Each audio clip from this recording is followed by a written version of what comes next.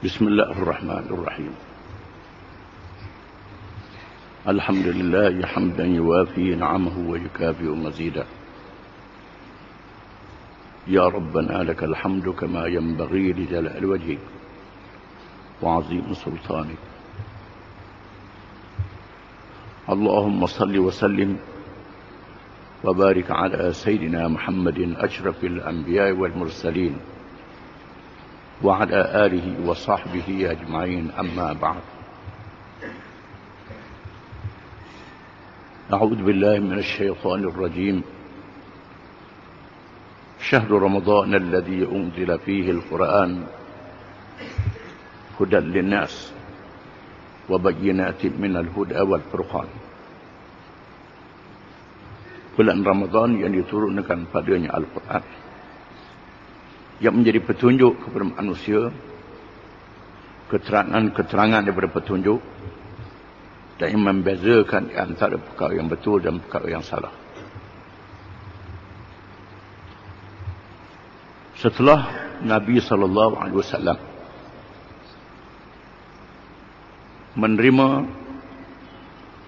rombongan daripada Madinah yang terdiri daripada Aus dan Khazraj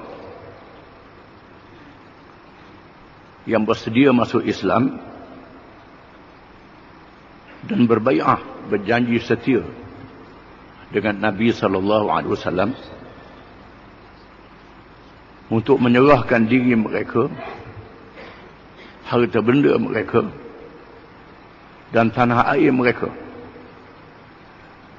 bagi didirikan sebuah pemerintahan Islam yang diamalkan dengan hukum-hukum Al-Quranul Karim yang diturunkan oleh Allah Subhanahu wa Ta'ala. Maka Nabi SAW mengarahkan sahabat-sahabatnya berhijrah ke Madinah. Berhijrah bagi menunaikan kewajipan mendirikan sebuah kerajaan yang diamalkan hukum-hukum Allah yang terkandung di dalam Al-Quranul Karim. Para ulama ilmu pemerintahan Islam ataupun ilmu politik dan ilmu perundangan antarabangsa, termasuk yang diamalkan oleh masyarakat dunia sehingga hari ini, menyatakan bahawa bagi mendirikan sebuah kerajaan itu mestilah memenuhi 5 syarat. Yang pertama, mesti ada sebuah negeri, tanah air. Yang kedua, mesti ada rakyat. Yang ketiga, mesti ada pemimpin. Yang keempat, mesti ada perlembagaan dan undang-undang. Yang kelima, mestilah negara itu sebuah negara yang berdaulat.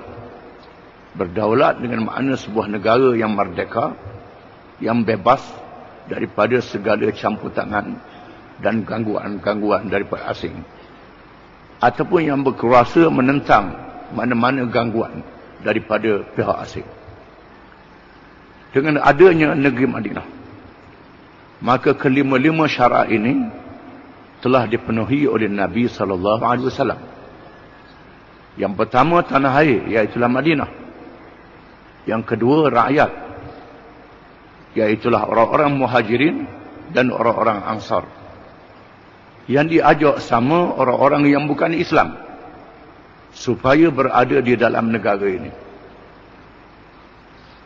Yang ketiga, pemimpin, ialah Nabi Muhammad SAW, yang dipilih oleh Allah untuk menjadi contoh dan teladan kepada seluruh manusia. Yang keempat, Allah menurunkan Al-Quranul Karim yang terkandung di dalamnya asas-asas perlembagaan. Dan yang kelima, negeri Madinah, sebuah negeri yang boleh dipertahankan daripada segala gangguan pihak-pihak yang hendak menyerang dan menentangnya. Apabila Nabi SAW berhijrah ke Madinah, diikuti oleh para sahabat daripada Mekah yang dikenali dengan golongan muhajirin. Mereka diperintah berhijrah ke Madinah. Ada yang boleh membawa anak isteri, dan ada yang terpaksa meninggal anak isteri dahulu di Madinah. Dan ada di antara mereka yang meninggalkan harta benda, perniagaan dan sebagainya. Mereka diperintah supaya meninggalkan itu semua. Pergi ke Madinah untuk menunaikan kewajipan bagi mendirikan sebuah pemerintahan. Untuk bergabung dengan saudara-saudara mereka daripada Aus dan Khazraj yang dikenali dengan golongan Ansar. Dua kumpulan ini dinyatakan oleh Allah di dalam Al-Quranul Karim.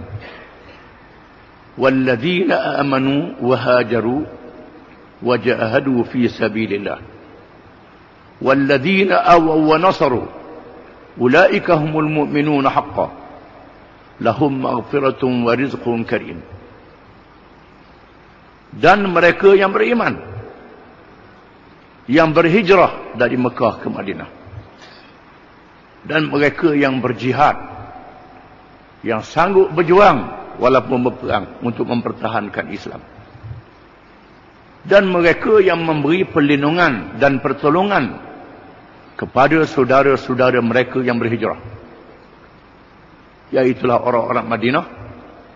Ulaika humul mu'minuna haqqan. Mereka itulah orang-orang beriman yang sebenar. Lahum maghfiratun wa rizqun karim. Bagi mereka keampunan. Allah Ta'ala mengampunkan dosa-dosa mereka. Dosa-dosa besar, apalagi dosa-dosa kecil. Ini keistimewaan yang diberi kepada mereka. Dan Allah Ta'ala memberi rezeki yang mulia kepada mereka. Apabila Nabi SAW berhijrah ke Madinah bersama dengan sahabatnya, maka projek yang pertama yang dilaksanakan oleh Nabi SAW ialah dua perkara. Yang pertama, mendirikan masjid. Yang kedua, mendirikan pasar. Masjid dipilih oleh Allah Subhanahu wa Ta'ala. Apabila Nabi tiba ke Madinah dengan unta, masing-masing mau mengheret unta ke kampung masing-masing, berebut. Lalu Nabi SAW bersabda, jangan heret unta ini. Biar dia berjalan sendiri dan dia berhenti sendiri. Fa innaha ma'murah. Sesungguhnya unta ini diperintah oleh Allah. Di mana dia nak berhenti. Lalu unta berhenti di satu kawasan. Dan kawasan itulah yang dipilih menjadi masjid Nabi SAW.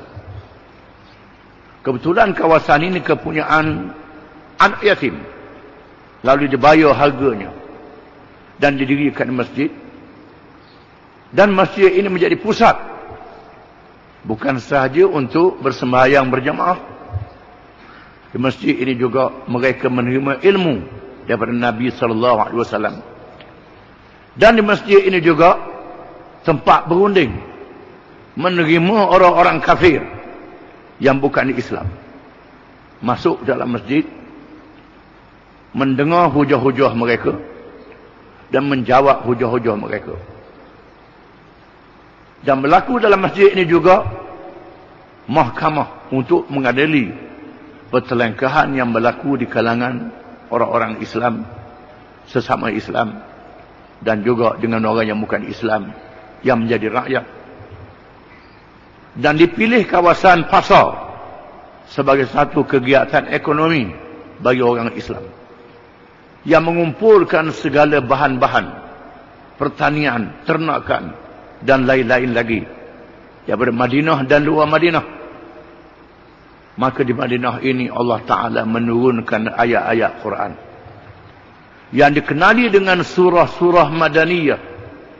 Surah-surah yang diturunkan di Madinah. Berbeza dengan surah-surah Makkiyah yang diturunkan di Mekah. Surah-surah Makkiyah kebanyakannya ayat-ayat yang berkait dengan akidah, dengan beriman kepada Allah, kepada Rasulnya, malaikatnya, kitabnya, dan hari akhirat. Ayat-ayat yang menceritakan umat-umat zaman dulu, nabi-nabi zaman dulu dan umat mereka.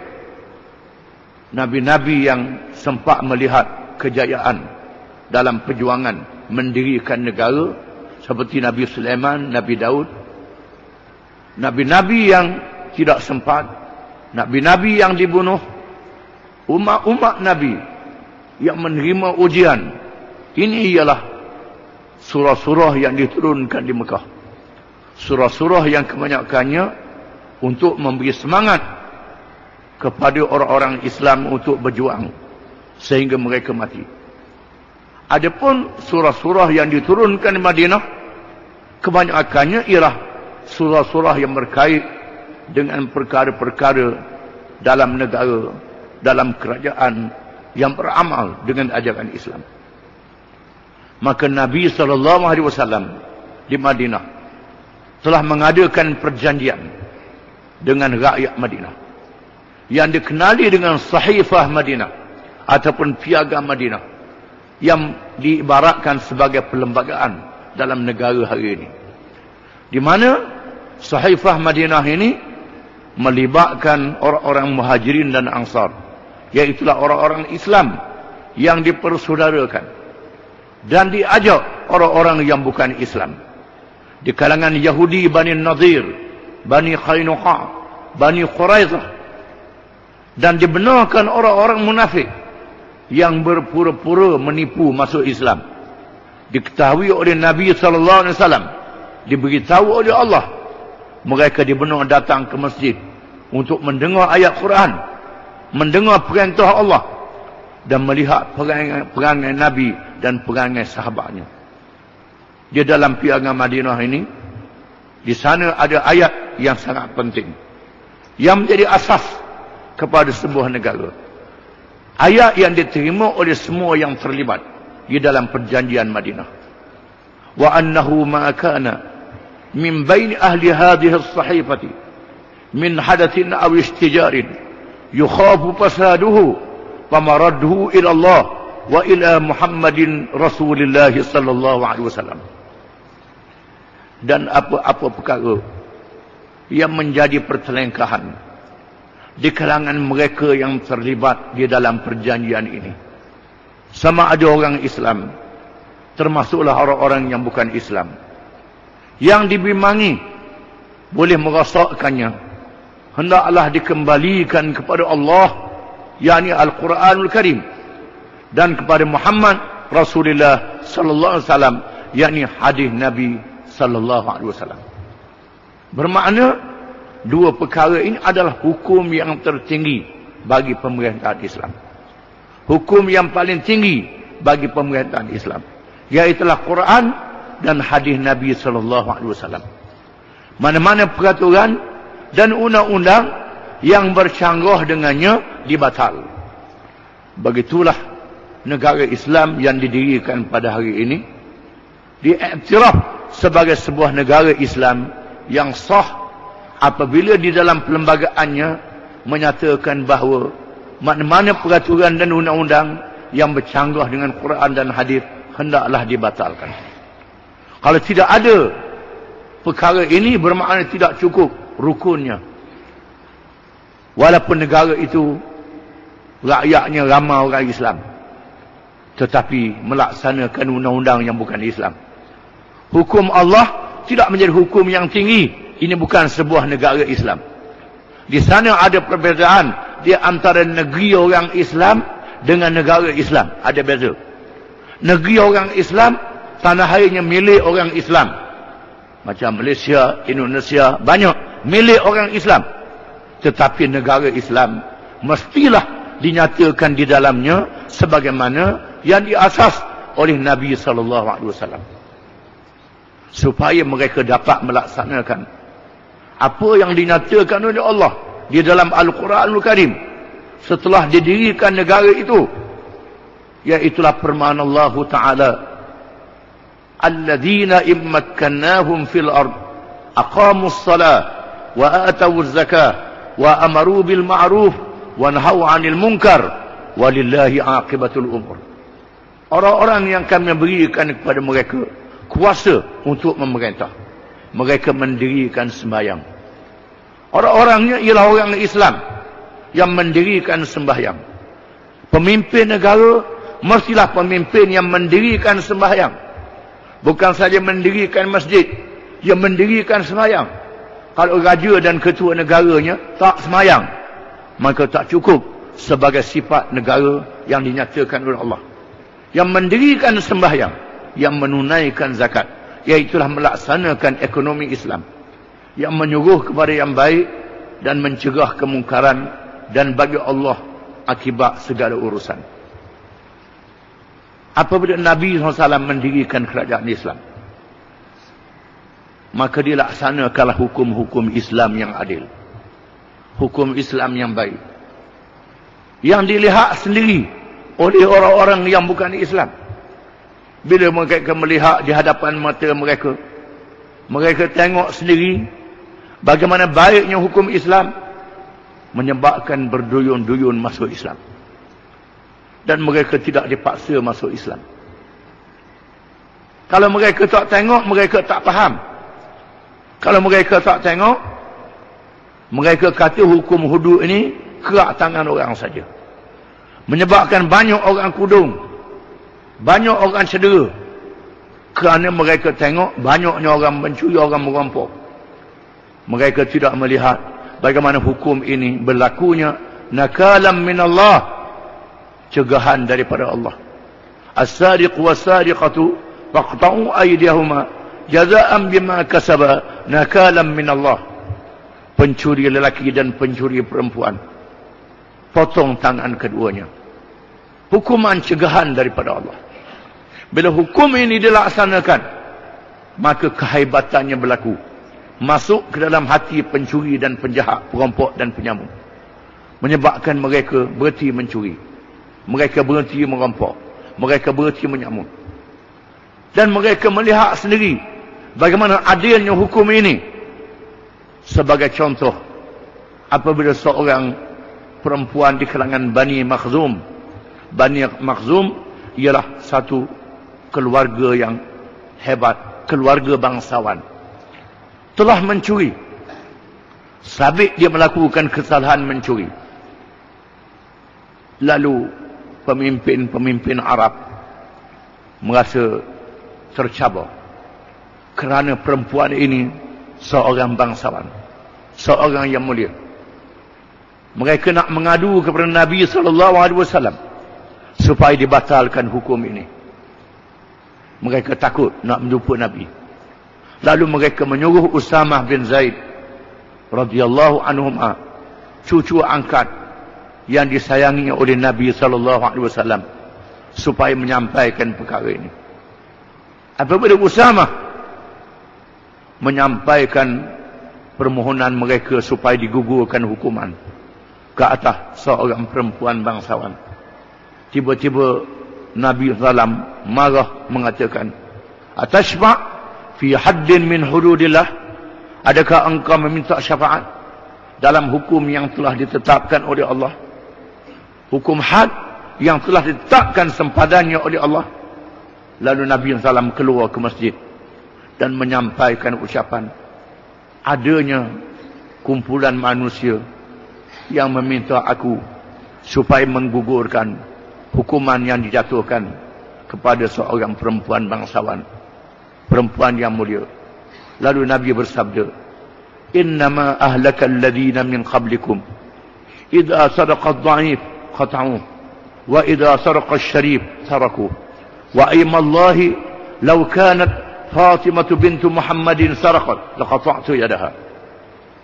Sesungguhnya binasa umat-umat yang terdahulu apabila orang bangsawan, orang yang mulia melakukan kesalahan mencuri, mereka bebaskan. Apabila orang yang dianggap lemah melakukan kesalahan mencuri, lalu dipotong tangannya. Demi Allah, sekiranya anakku Fatimah binti Muhammad mencuri, nascaya aku potong tangannya. Ini ketegasan yang ditunjukkan oleh agama Islam.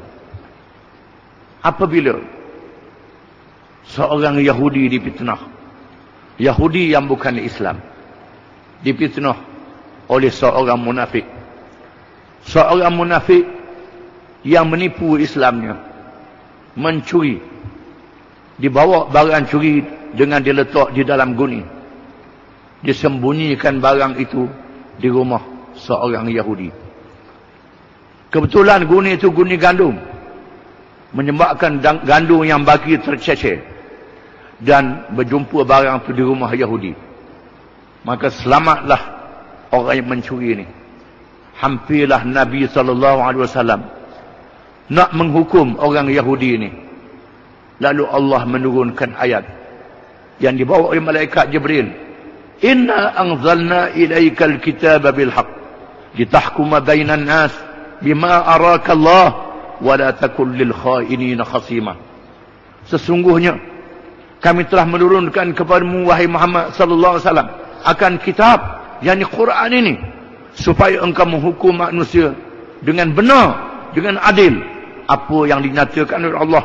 Janganlah engkau menjadi penolong kepada orang-orang yang khianat. Akhirnya terdedah yang mencuri itu orang munafik, bukannya orang Yahudi. Banyak di kalangan orang Yahudi yang nak mencoba Islam, nak berhujah dengan Islam, masuk Islam. Ada di kalangan mereka yang tahu benarnya agama Islam tetapi tak mau masuk Islam. Di antaranya ialah rombongan Kristian Najran yang datang ke Madinah bersama dengan ketua dan padri mereka, menemui Nabi SAW. Mereka dibenarkan berkhemah di halaman masjid Madinah, dan dibenarkan masuk dalam masjid Madinah. Dibenarkan mereka bersembahyang mengikut agama mereka. Mereka berhujah, bertanyakan Nabi SAW berkenaan dengan Isa bin Maryam dan ibunya Maryam dan perkara-perkara yang lain. Lalu Allah menurunkan ayat-ayat dalam surah Al-Imran menceritakan hakikat kejadian Isa bin Maryam, dan ibunya Maryam adalah seorang perempuan yang soleh, yang baik, yang berakhlak mulia, yang dipilih oleh Allah, yang tidak melakukan zina. Dan banyak ayat diturunkan, tetapi mereka tak mahu masuk Islam. Mereka masih berhujah dengan Nabi SAW. Lalu Allah menurunkan ayat, "Faman hajjaka fihi min ba'di ma ja'aka minal ilm faqul ta'alu nad'u abna'ana wa abna'akum wa nisa'ana wa nisa'akum wa anfusana wa anfusakum thumma nabtahil fanaj'al la'natallahi 'alal kadhibin." Jika sekiranya ada orang yang berhujah dengan wahai Muhammad setelah dibawa kepadanya ilmu yang nyata daripada Allah, masih nak berhujah lagi, ajak mereka bawa isteri-isteri mereka dan anak-anak mereka dan diri mereka sendiri, dan engkau juga membawa isteri-isterimu, anakmu dan cucumu, berhimpun dalam satu majlis dan melakukan mubahalah, supaya Allah menurunkan bala kepada siapa yang bohong. Mereka mencabar, Nabi mencabar mereka supaya bermubahalah. Bawa isterimu, bawa anak-anakmu, aku juga bawa isteri-isteri aku, anak cucu aku, Fatimah, Hasan dan Husain, duduk dalam satu majlis, minta Allah Ta'ala turunkan bala laknat kepada siapa yang bohong. Lalu mereka minta tangguh. Mereka minta tangguh, dan mereka balik ke khemah mereka dan mereka bermesyuarat. Mereka bermesyuarat. Padri mereka menyatakan sebenarnya Muhammad adalah Rasulullah. Sekiranya kita ikut apa yang dia minta, nascaya Allah akan menghapuskan kita semua. Tidak ada zuriat dan keturunan lagi. Bagaimana? Pilih di antara kita masuk Islam ataupun tidak.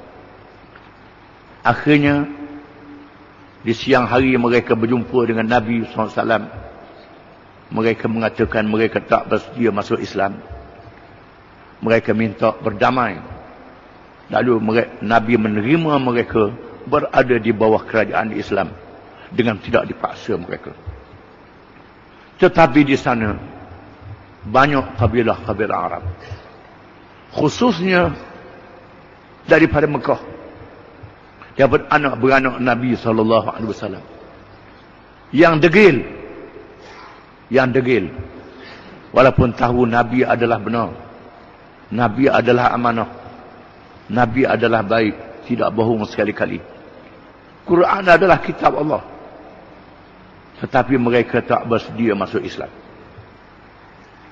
Bukan saja tak bersedia masuk Islam, mereka nak berperang, menyediakan bala tentera untuk menyerang. Maka Allah menurunkan ayat supaya orang-orang yang beriman berperang.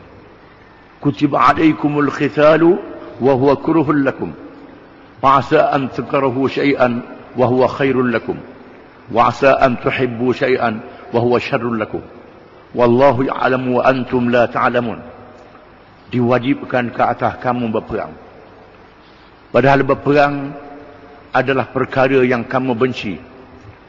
Mudah-mudahan perkara yang kamu benci membawa kebaikan kepada kamu, dan perkara yang kamu kasih membawa keburukan kepada kamu. Allah tahu, kamu tidak tahu segala-galanya.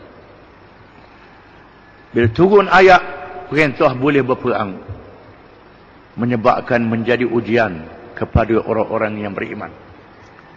Di sana ada kumpulan yang selama ini bersemangat, tinggi semangat.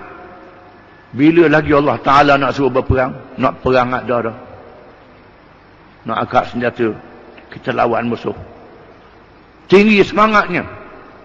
Bila Allah Ta'ala menurunkan ayat perang, marilah perasaan bermacam-macam. Perasaan takut, perasaan gerun, sayang ke harta, sayang ke nyawa.